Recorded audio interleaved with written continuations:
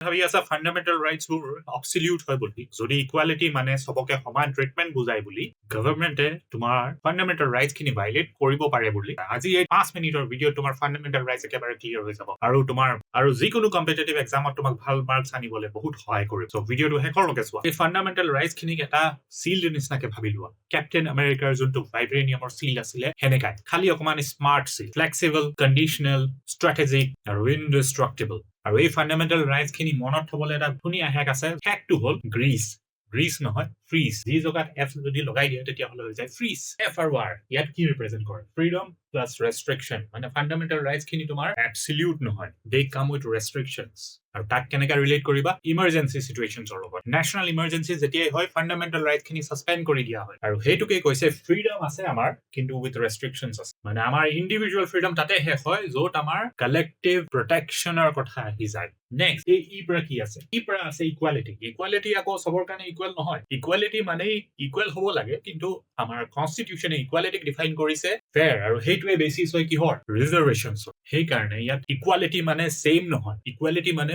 fair হয় next ই represent কৰে এভৰিওয়ান মানে কি হয় এভৰিওয়ানক ডিফাইন কৰা হৈছে এজ ষ্টেট এই ষ্টেটক ডিফাইন কোনে কৰিছে কোনটো আৰ্টিকলে আৰ্টিকল 12 এই আৰ্টিকল 12 যোনটো আমাক ডেফিনিশ্যন দিছে ষ্টেটৰ সেই ষ্টেটত এভৰিওয়ানত ইনক্লুড কৰিছে চেন্ট্ৰেল আৰু ষ্টেট গভৰ্ণমেণ্টক পাৰ্লিয়ামেণ্ট ষ্টেট এছেম্বলিজবোৰক লোকেল বডিজবোৰক PSUsবোৰক ষ্টেটুটৰী অথৰিটিজবোৰক আৰু যোনবোৰ প্ৰাইভেট বডি গভৰ্ণমেণ্টৰ নিচিনা ফাংচন কৰি আছে সেই গোটেইখিনি কথা এতিয়া এইটো হ'ল যে আমি যিহেতু ফান্ডামেন্টাল ৰাইটছ ডিছকাছ কৰি আছিলো যদি কোনোবা বডিৰ ওপৰত গভৰ্ণমেণ্টৰ কণ্ট্ৰল আছে বা সি পাব্লিক ডিউটি কৰে তেতিয়াহ'লে সি আমাৰ ফান্ডামেন্টাল ৰাইটছ ভাইলেট কৰিব পাৰে নেক্সট এই সিটোৰ লগত তোমালোকে relate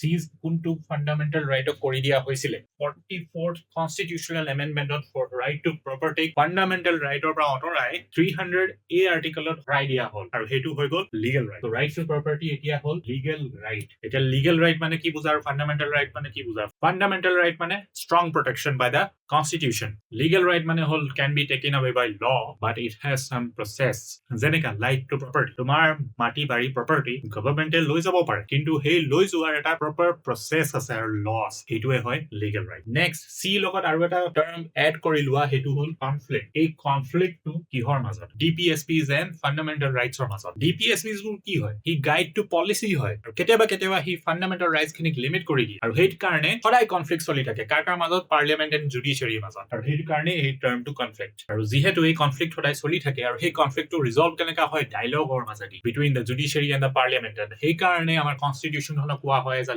living document not a dead book and finally এই লাষ্ট ইটো যে থাকি গ'ল সেইটো কি হ'ল এই লাষ্ট ইটো ৰিপ্ৰেজেন্ট কৰে ইভলিউচন মানে কাৰ লগত ৰিলেট কৰিব পাৰে এমেণ্ডমেণ্ট অফ দ্য কনষ্টিটিউচন মানে যিমানখিনি ৰাইটছ আছে সি সময়ৰ লগে সি ইভলভ হ'ব আৰু ইভলভ যেতিয়া হ'ব আমি কনষ্টিটিউচনখন এমেণ্ড কৰিব লাগিব এবাৰ লাষ্ট টাইম মোৰ লগে কৈ যোৱা ফ্ৰিজ হ'ল কি fundamental rights are restrictive not absolute equality does not mean sameness it means fairness the concept of state is everyoneত এই article 12 এ define কৰিছে গোটেইখিনি তাৰ পিছত আছে কি সি পৰা কি আছে সিজ এণ্ড কনফ্লিক্ট সিজ কাক কৰিলে ৰাইট টু প্ৰপাৰ্টি যোনটো এটা ফান্ডামেন্টাল ৰাইট আছিলে তাক কৰি দিলে legal right 44th constitutional amendment আৰু এতিয়া ক'ত আছে right to property as a legal right in article 300A next সি আছিলে কনফ্লিক্ট DPSPs বোৰ গাইড টু পলিচিজ হয় আৰু কেতিয়াবা তাহাঁতি ফান্ডামেন্টাল ৰাইটছ খিনিক লিমিট কৰি দিয়ে সেইকাৰণে কনষ্টেন্ট ডায়লগ চলি থাকে between the parliament and judiciary আৰু সেইকাৰণে আমাৰ কনষ্টিটিউচনখন এখন লিভিং ডকুমেণ্ট হ'ল আৰু লাষ্ট ই হ'ল evolve as per time and as per the needs of the time the fundamental rights will evolve আৰু ইভলভ কৰিব হ'লে তাক এমেণ্ড কৰিব লাগে সেনেকাই যদি তোমালোকৰ গুৱাহাটী হাইকোৰ্ট জুনিয়ৰ এডমিনিষ্ট্ৰেটিভ এক্সামৰ কাৰণে পলিটি হেক্স লাগে তেতিয়াহ'লে ছাবস্ক্ৰাইব কৰাৰ লগত কমেণ্টৰ ছেকশ্যনত ফ্ৰিজ লিখি দিয়ে